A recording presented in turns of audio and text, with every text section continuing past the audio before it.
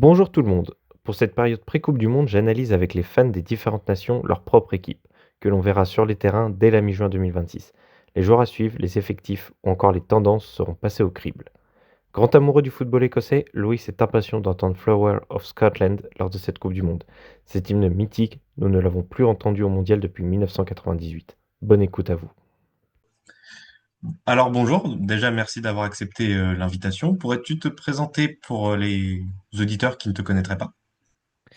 Eh bien, on va faire dans l'ordre. Premièrement, merci de l'invitation, ça fait toujours plaisir. Moi, je suis Loïs. Je suis la personne qui occupe la lumière pour Scottish FR, parce que techniquement nous sommes deux, mais c'est moi qui m'occupe de tout ce qui est interview, etc., puisque ma collègue est plus dans l'ombre.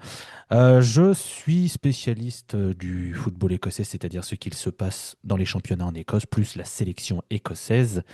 Et c'est d'ailleurs pour ça que je suis là, je crois, sauf si tu me fais un piège et que tu me demandes de parler de Curaçao, ce qui sera pas un bon épisode, mais peut-être qu'on se marrera, mais bon, ce sera compliqué, quoi. Je cherche un expert Curaçao, alors on toi. J'espère que tu en trouveras un. C'est pas facile, mais Ah, écoute. on prospecte. Mais du coup, voilà, je sais pas si tu cherches plus de présentation, Peux-tu présenter l'activité Scottish FR, comme tu Ah, disais, bien sûr. Ouais. tu présentes les championnats écossais, tu parles pas que de la première chip, tu parles, je sais pas de Bah bêtises, alors, tu parles de deuxième, troisième division écossaise. on essaye de parler de toutes les divisions. Alors, à la base, l'activité, elle était sur les réseaux sociaux écrits, on va dire, donc c'était du Twitter à la base centré. J'ai pris la décision de quitter tout ce qui est Twitter parce que je ne supportais plus l'ambiance de ce réseau social et tout ce qui se passait avec l'IA et j'ai des positions très campées là-dessus. Et ça faisait un moment que je voulais aussi développer le côté vidéo puisque c'est un peu ce qui marche, mais c'est aussi pour le côté développement manuel, on va dire, enfin apprentissage d'un autre truc. Donc depuis le début de saison, donc depuis août, je fais des vidéos donc sur Scottish FR sur Instagram et sur TikTok où à chaque journée de première chip, je fais un récap pour parler des trucs majeurs, etc. J'aimerais, mais j'essaye, mais c'est difficile de parler un peu d'autre chose pour diversifier, parce qu'il n'y a pas que la première chip en Écosse, les divisions inférieures sont aussi très intéressantes et sont souvent des championnats qui se jouent jusqu'à la dernière journée.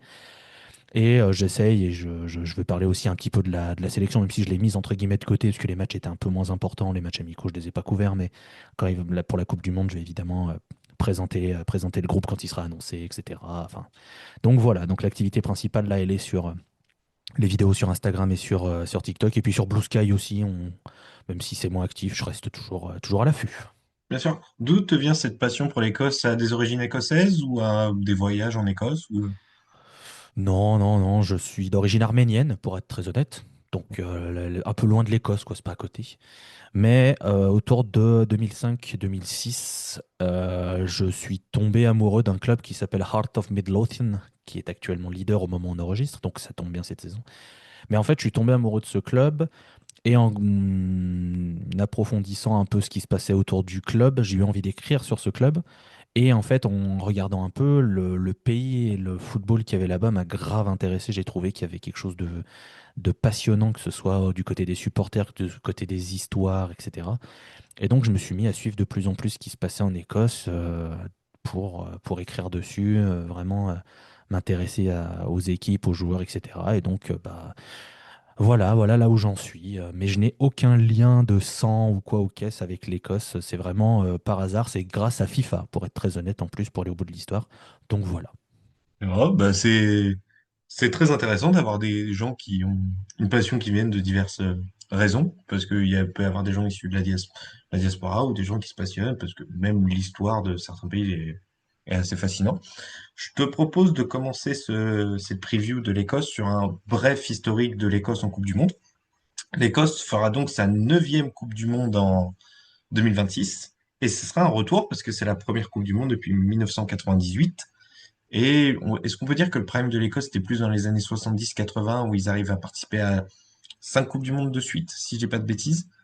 Et là, c'est Ouais, un peu ouais. un retour après presque une trentaine d'années d'absence. Oui, complètement. Il y a eu toute une période avec d'excellents joueurs écossais, justement, tu disais dans les années 70, 70-80, et des Kenny Dalglish, tout ça, cette génération qui n'a rien gagné, mais bon, difficile de gagner avec l'Écosse, hein, personne ne leur en veut. Et c'est vrai que depuis 98, il y a eu un énorme trou, il faut le dire. Il y a eu un immense creux. Là où ça fait plaisir à voir, c'est que il y a eu un vrai rebond qui a été emmené par des joueurs qui ont percé, comme Andy Robertson, bien sûr, John McGinn, cette génération-là qui a du coup pu emmener l'Écosse dans des compétitions internationales, puisque sur les dernières années, il y avait deux, trois joueurs qui avaient quand même un calibre international, mais il n'y avait rien pour leur permettre de briller avec la nation. Et puis il y avait un désamour vraiment de la nation vis-à-vis des supporters, etc. C'était un peu compliqué. Là, depuis l'arrivée de Steve Clark, il y a vraiment eu un vent nouveau, il y a vraiment une passion autour de cette équipe. Et ça semble continuer, ça semble pas être entre guillemets un effet de mode. Il y a vraiment quelque chose qui s'est créé avec cette équipe. Et là, c'est âge d'or, c'est peut-être un terme un peu exagéré, mais c'est pour un peu bien que les gens se rendent compte à quel point là l'Écosse est dans une très bonne période. Et ça, je croise les doigts, devrait continuer puisqu'il y a d'autres joueurs qui poussent qui toquent à la porte. Donc voilà, ils se retrouvent en Coupe du Monde. C'est un peu la consécration de cette génération qui avait fait des retours à l'Euro, des retours ratés, il faut le dire. Mais le simple fait de retourner dans une compétition internationale, c'était le signe qu'il y avait quelque chose qui avançait dans le bon sens et il fallait cette Coupe du Monde puisque c'est quand même la plus belle compétition internationale pour les nations.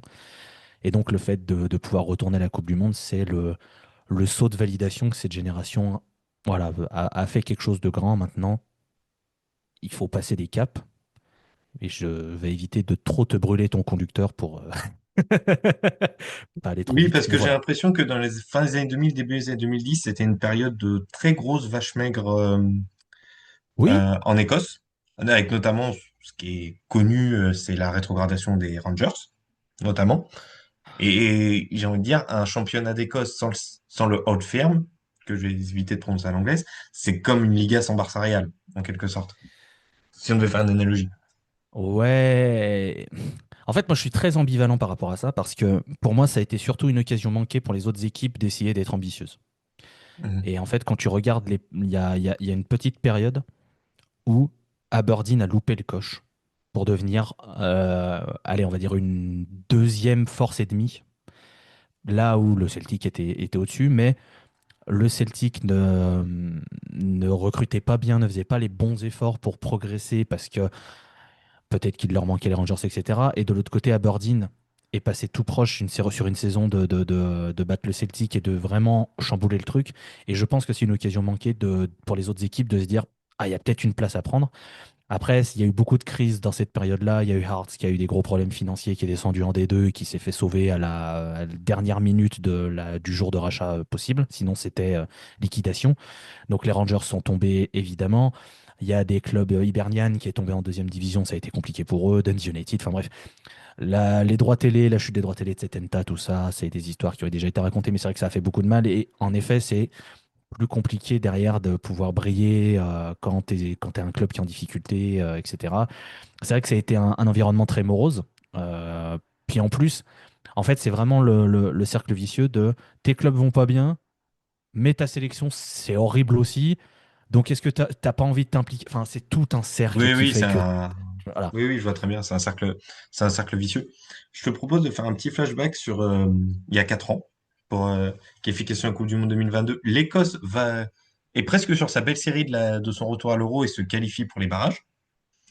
Et ils perdent en demi-finale contre l'Ukraine dans un contexte qui est quand même très particulier parce que le match devait jouer en mars, mais a été finalement, en toute logique, joué en juin en raison du début de la guerre. Donc, Oui, oui, oui, oui, oui. Je me souviens bien de ce match. Merci hein, de. t'inquiète pas, on pourra aborder des trucs plus heureux par la suite. Non, non, mais ça a été. C'est vrai que le contexte n'a pas aidé. Et en plus, ce qui frustre, entre guillemets, c'est que tu joues l'Ukraine 5 mois plus tard à Hamden Park, tu leur mets 3-0 et tu fais bah ouais, mais c'était pas ce match-là qu'il fallait gagner. Enfin, si, mais c'est dommage, quoi. Mais, mais c'était final. Mais pour moi, ça fait partie de l'essence de l'Écosse, si tu veux. Tu progresses pas à pas.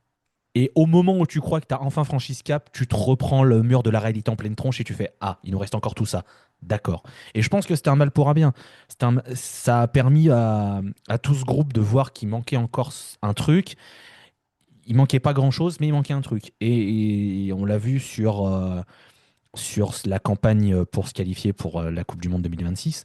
Je pense que sans cette défaite contre l'Ukraine dans un match en jeu, je ne sais pas si derrière tu as la victoire contre le Danemark parce que c'était aussi une finale et que je pense qu'il y avait cette envie de pas aller vers les barrages et de repasser vers un chemin de croix horrible, machin. Et je pense que ça a vraiment permis à l'Écosse de se dire non, on a une chance, le coup près n'est pas passé loin de notre tête, on a une chance d'y aller directement, on est chez nous, on doit la saisir. Alors après, je pense que on va peut-être en reparler plus tard, mais du coup, ouais, c'est vrai que ce match contre l'Ukraine, oui, ça a été un coup de massue parce que c'était possiblement le retour à une Coupe du Monde. C'est quelque chose que le pays attendait vraiment. Et donc ouais, ce 3-1, il était rude. Rude à voir. Vraiment, c'était pas bien. C'était vraiment pas bien.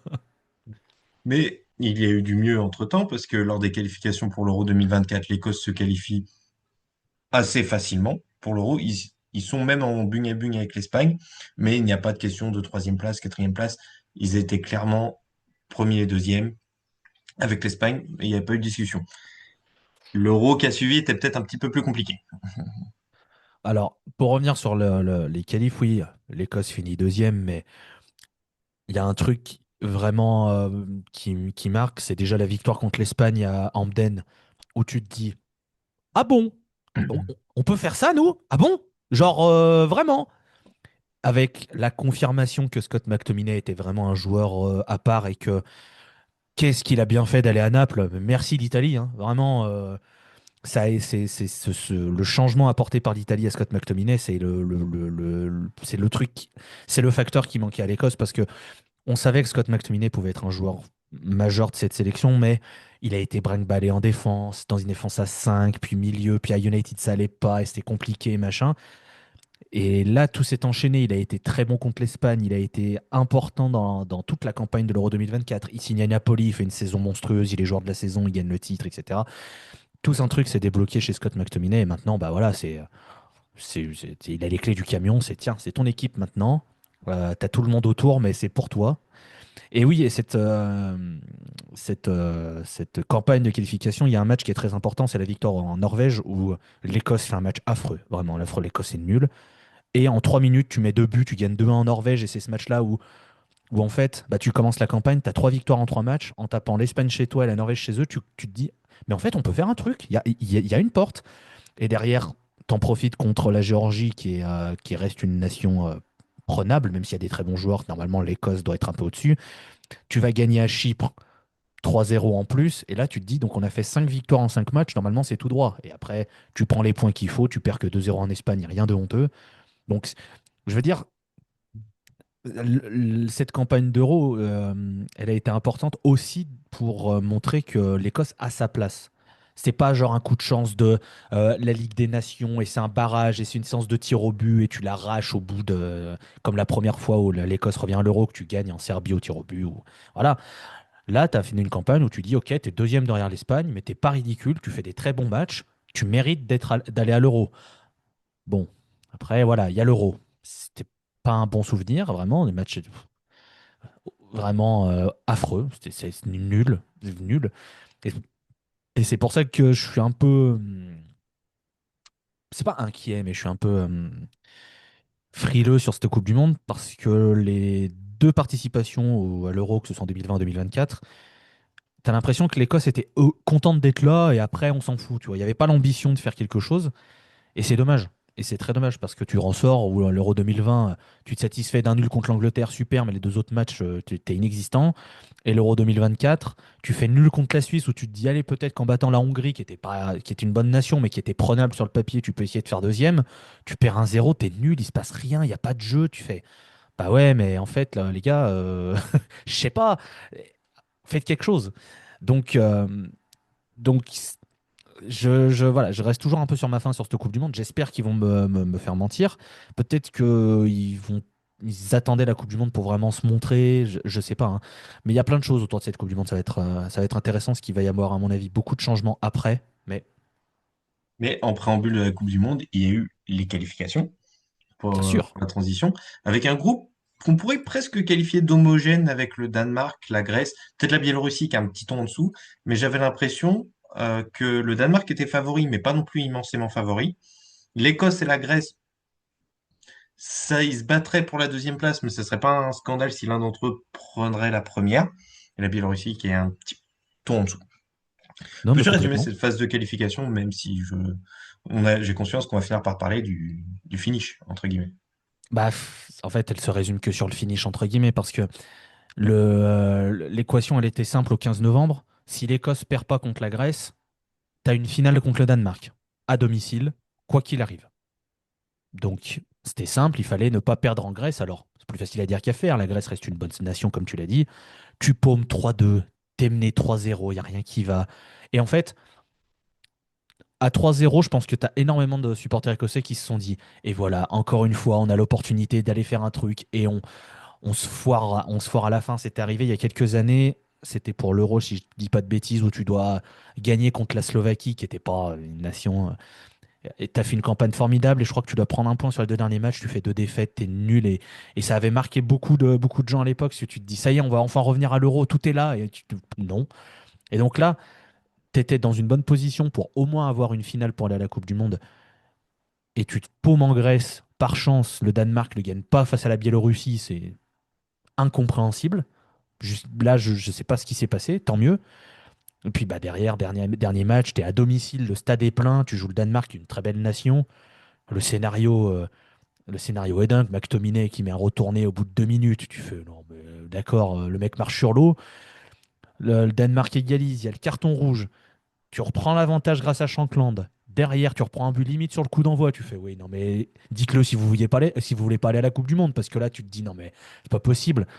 Et comme un symbole, c'est Kieran Tierney qui envoie l'Écosse à la Coupe du Monde, lui qui aurait dû être un des meilleurs latéraux au monde, mais qui a eu tellement de blessures, c'est un crève-cœur, hein, parce que ce type est un immense joueur, mais voilà, les blessures lui ont causé du tort.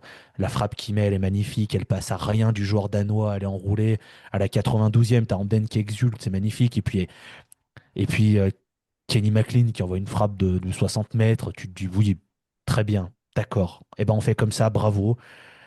Et tu pars à la Coupe du Monde là-dessus, sur un match C'est un match fou. possiblement.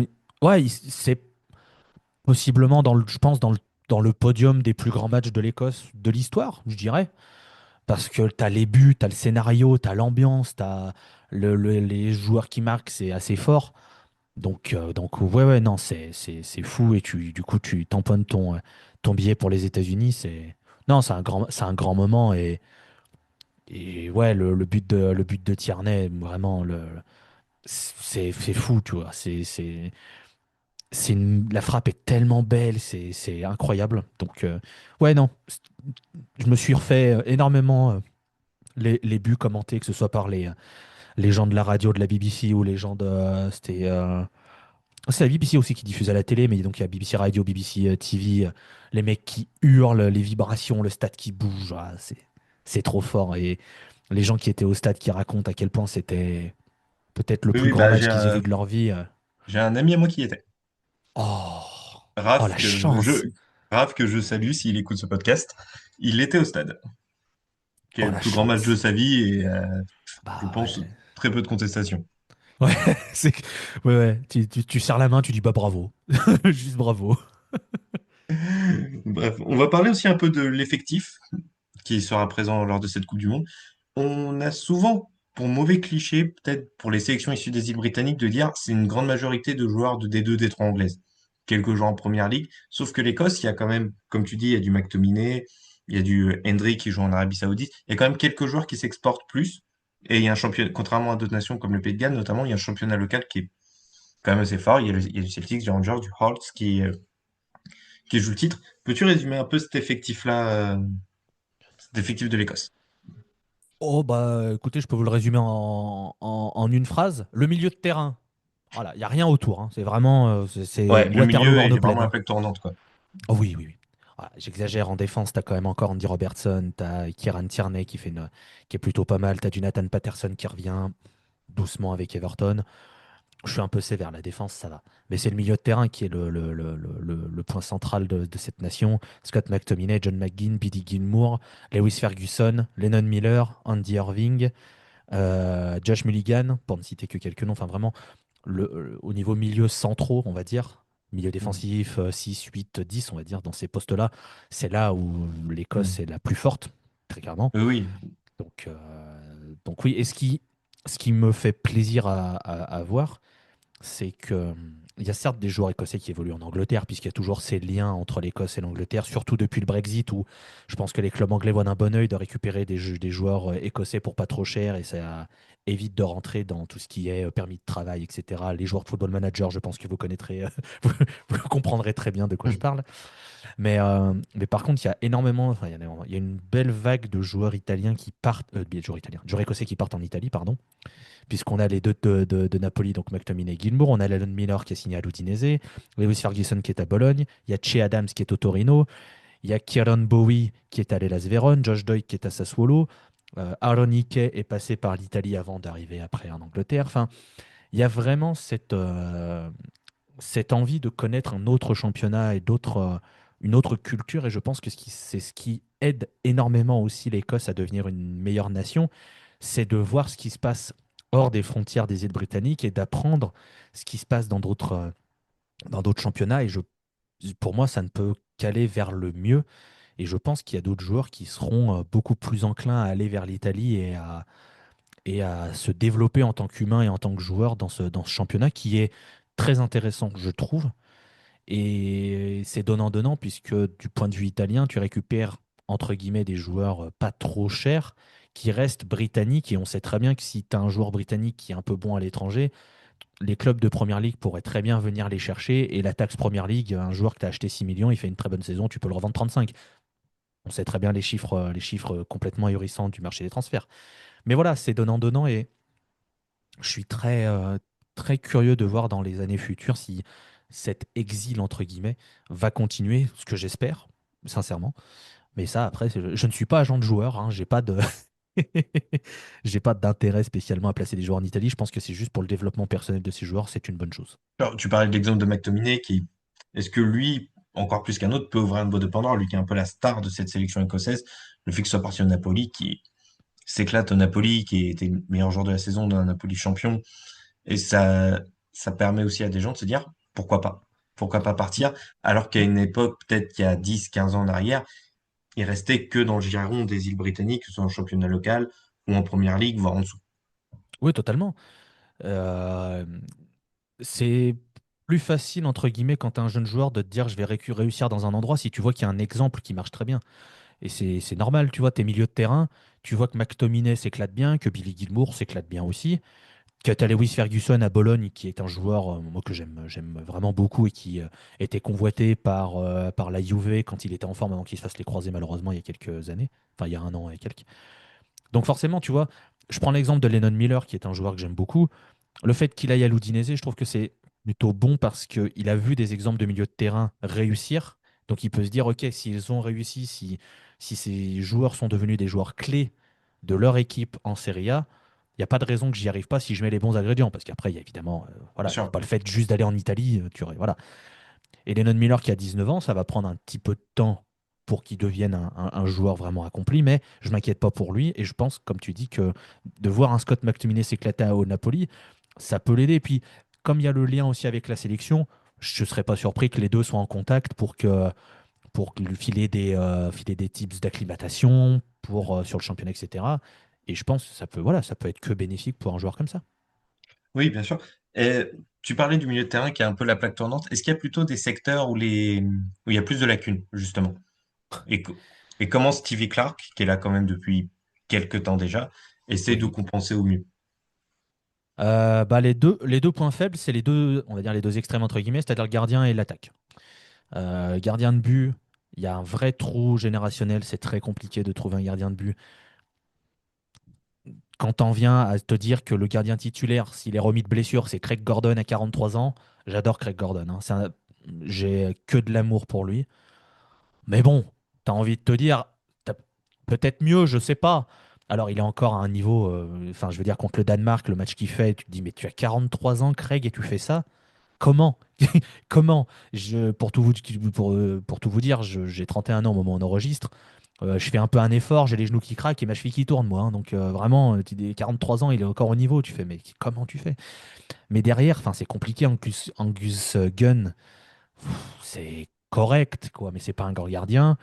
Liam Kelly, je l'aime bien, mais c'est pas ouf. Scott Bain, il a 34 ans, alors il fait une belle saison avec Falkirk, mais c'est pas censé être ton leader dans les cages. Et chez les jeunes, c'est un peu compliqué. Et l'autre point, c'est l'attaque. L'attaque, il n'y a pas un tueur devant. C'est très compliqué. C'est très, très compliqué. Surtout, on va dire, le rôle d'attaquant de pointe. C'est vraiment sur ce point-là où il y a des gros manquements. Euh, J'avoue que je n'ai qu'une hâte, c'est que Lyndon Dykes et Che Adams s'en aillent. Parce qu'ils ont fait, si tu veux, ils sont là on va dire, par respect de Steve Clark, parce que ça a été les premiers soldats qui sont venus, qui ont tout donné pour faire monter cette sélection. Et donc Steve Clark continue de les prendre parce que Steve Clark les connaît, il sait très bien ce qu'ils vont apporter à l'effectif. Et en soi, je ne peux pas en vouloir à Steve Clark de compter sur ses hommes de confiance. Néanmoins, c'est très limité dans le jeu. Et j'aimerais beaucoup voir d'autres joueurs venir apporter quelque chose. Kieron Bowie, j'en parlais. Moi, j'en attends beaucoup et j'espère que ça va bien se passer à l'Hellas Vérone, parce qu'il a 23 ans et je pense qu'il peut vraiment faire quelque chose pour cette nation. Il y a James Wilson qui est prêté, qui a 19 ans, qui est prêté à Tottenham, bon, qui devrait signer à Tottenham cet été, mais qui est vu comme le futur. Il y a Tommy Conway, pourquoi pas, qui n'a que 23 ans et qui doit représenter aussi le futur. C'est ces gens-là qui doivent prendre le Ouais, flambeau et apporter ce qui manque à cette Écosse. Parce que quand tu regardes les meilleurs buteurs sur les années précédentes, tu dois avoir quoi? Tu dois avoir John McGinn, Scott McTominay. Qui sait que tu dois avoir? Tu as peut-être un défenseur qui traîne, mais t'as pas d'attaquant. t'as pas C'est le gros problème. ce qui est assez problématique, ouais, Complètement. peux le concevoir. Donc, l'Écosse, pour cette Coupe du Monde, sera dans un groupe que certains ont qualifié un peu de groupe de la mort avec le Brésil, qui est peut-être pas le plus grand Brésil de l'histoire, mais qui reste quand même une institution. Le Maroc qui a fait sensation il y a 4 ans. Et Haïti qui fait vraiment office pour le coup de petit poussé. Ce serait quoi ton pronostic pour ce premier tour? Même si toi, tu reconnais, tu disais un peu en début de podcast que tu n'es pas des plus optimistes. Bah, alors, je ne suis pas des plus optimistes parce que j'ai forcément ce qui s'est passé à l'Euro en tête et je me dis que si c'est pour y aller et faire figuration, bon voilà. Ce qui peut jouer en faveur de l'Écosse, c'est que le premier match est contre Haïti et Haïti est censé être enfin, l'équipe la plus faible du groupe, avec tout le respect que j'ai pour la sélection haïtienne, attention, hein. Euh, c'est juste que quand tu regardes les autres équipes, normalement, l'Écosse doit battre Haïti. Et je me dis que ça peut être le match qui peut débloquer quelque chose et faire du bien à cet effectif. Surtout que, comme tu l'as dit, c'est pas le plus grand Brésil de l'histoire. Et sur un match, on n'est pas à l'abri qu'il n'y a rien qui colle du côté du Brésil, que ce soit rouillé, machin et tout. Et le Maroc, on le voit, même si sur le papier, c'est un effectif qui est très fort. Il y a le changement de sélectionneur il n'y a pas longtemps. Ça va apporter d'autres problématiques. Peut-être des joueurs qui n'étaient pas appelés, qui vont être appelés. Donc il va falloir recréer quelque chose, une dynamique. Donc peut-être que l'Écosse peut tirer son épingle du jeu parce que à l'inverse, enfin, contrairement aux deux nations que je viens de citer, ouais, Steve Clark, alors clairement, c'est Aguis Didier Deschamps, hein. Il a son groupe, il prendra son groupe, hein. Les surprises, ouf, doucement, hein. Enfin, je dis ça sur le dernier gros rassemblement, il a appelé Findlay Curtis. Ah. Et alors, quand je dis la surprise de tout le monde, c'est que vraiment, tout le monde se disait, ah, il y aura peut-être un tel, il y aura peut-être un tel, on va peut-être voir. Il y a eu le nom de Findlay Curtis qui est sorti. Tout le monde s'est regardé en mode, ah bon, mais pourquoi? Donc finalement, on n'est pas à l'abri, mais bon, ça Oui, en fait, l'Écosse, m'étonnerait. Bon, puis là, voilà. C'est. L'Écosse, contrairement à Oui. d'autres, a peut-être plus de stabilité par rapport au Brésil, au Maroc que tu disais. Ouais, ouais, complètement. Complètement. C'est une nation. Bah, Steve Clark, il a construit ses succès là-dessus, c'est-à-dire créer un groupe, on va dire, de soldats qui seront prêts entre guillemets, j'aime pas cette analogie, mais qui seraient prêts à mourir pour le maillot, en fait. Et il y a des joueurs qui ont permis à l'Écosse d'aller à l'Euro, et en gros, ils récompensent ceux qui sont là et ceux qui se donneront. Et du coup, après, ça a été très compliqué d'amener des nouvelles têtes parce que, bah voilà, il fait confiance en ses hommes. Et dans un sens, c'est difficile d'en vouloir à quelqu'un d'avoir ses hommes de confiance. Je pense que c'est comme ça que ça marche, voilà. Mais ça peut offrir parfois une espèce de manque de folie, un manque Hmm. de, un manque d'ambition parfois. Il va manquer un petit je ne sais quoi. Donc, au moins, je veux dire, sur le groupe de l'Écosse, très clairement, il y a, je pense, 95%, oui, 95% du groupe qui est connu. Le reste, peut-être que comme c'est un groupe élargi, on aura peut-être droit à des surprises, entre guillemets, mais ça m'étonnerait qu'on tombe de nos chaises. Oui, oui. Mais pour toi, il y aurait peut-être la place pour passer un tour. Ou pas tant que Bah, ça. j'ai envie de te dire, l'Écosse doit. Parce que, bon, il y a la règle des 14 meilleurs troisièmes qui vont en 64e de finale, puisque maintenant, de toute façon, je vois pas l'intérêt de faire des poules, hein. Faites une phase unique. Enfin, bref. Donc, tu te dis que si tu bats Haïti avec 3 points en étant troisième, tu devrais pouvoir passer. Oui, pour Après, peu qu'il y ait pas, pour pas qu'il y ait une très large défaite contre le Brésil ou le Maroc qui te saboterait ton goal average. Ouais. ouais, ou même, tu vois, tu tombes sur un Brésil qui est pas en forme ou sur le Maroc qui est pas en forme non plus, tu fais match nul par exemple, tu as 4 points. Bon, normalement, tu passes. L'Écosse doit viser ça. Après, c'est du bonus.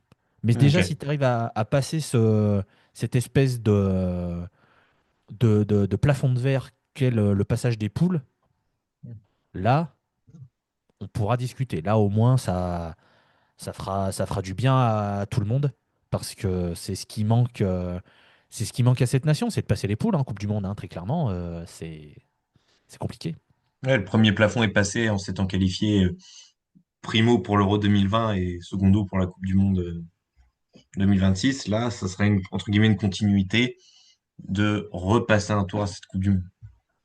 Ah bah, comme je te dis, l'Écosse n'a jamais passé la phase de groupe. Donc c'est compliqué. Enfin, ce serait bien que cette nation connaisse ce que c'est de passer une phase de groupe parce que c'est ce que tu as envie de jouer. Tu as envie de jouer les matchs à élimination, les matchs en jeu et d'aller le plus loin possible. Et ça doit être cette ambition-là. Bien sûr. Bien sûr. Est-ce que tu aurais un petit joueur à suivre? Ça peut être quelqu'un de connu, de moins connu, quelqu'un sur qui tu as envie de mettre la lumière, entre guillemets. Alors je vais être euh, très peu original. Je vais vraiment pas prendre un gros risque. Et j'espère qu'il sera en forme. Je croise les doigts. Ben Gannon-Doak. Parce que ce bon vieux Ben Gannon-Doak, donc Ben Doak, mais qui a officiellement changé son nom pour avoir aussi le nom de sa maman, c'est pour ça que c'est maintenant Ben Gannon-Doak, ce gamin a tout dans les pieds. C'est un super joueur. C'est un ailier qui manquait à l'Écosse. Ce truc de peut apporter du danger sur l'aile. Il y a la technique, il y a le côté un peu frisson, tu vois. Et en fait, c'est un profil qui manquait terriblement à l'Écosse. Il y avait des mecs qui couraient, t'avais des mecs qui faisaient les efforts, mais il manquait cette espèce d'étincelle, ce joueur où tu te dis, il peut te faire un truc, il se passe quelque chose. Et Ben Ganondok, je croise, voilà, comme je dis, je croise les doigts qu'il ne soit pas blessé. Pour moi, c'est le joueur qui sera à suivre sur cette Coupe du Monde s'il y est. Et pour le futur, ça c'est une certitude, parce qu'il aura des responsabilités et que si tout se passe bien dans sa carrière, ce sera sa sélection dans pas très longtemps. Tellement il a montré des choses, tellement il est fort, et il incarnera cette nouvelle génération qui souhaitera emmener l'Écosse encore plus loin qu'elle n'est allée. Et c'est pour ça que voilà, il faut suivre Ben Gannon-Doak. Oh, bah, ça fait toujours plaisir de voir des joueurs qui sont pas forcément connus du grand public. On a tous nos joueurs un peu à suivre et je peux concevoir, même si McTominay n'est pas non plus et pas et plus proche du début que de la fin, pour inverser l'expression. Mais c'est vrai qu'avoir des joueurs d'une nouvelle génération, ça permettrait peut-être un peu plus de se projeter, voire même peut-être, et j'avais oublié de te poser la question en Steve Clark est-il, j'allais dire, avec tout le passif qu'il a, les qualifications, etc. Est-ce qu'il peut être sur la sellette ou est-ce qu'il pourrait partir après cette Coupe du Monde? Ou est-ce que, pour prendre l'exemple que tu disais, est-ce qu'il peut y avoir un truc à la Joachim Löw ou même Didier Deschamps actuellement où il peut rester plus d'une dizaine d'années? Alors, je fais un repère temporel, je m'excuse, je sais que sur des podcasts, c'est pas trop ce qu'il faut faire, mais on est le 22 avril au moment où je dis ces termes. Ma théorie, et c'est ce qui je pense va arriver, il s'en va après la Coupe du Monde puisqu'il est en fin de contrat. Hmm.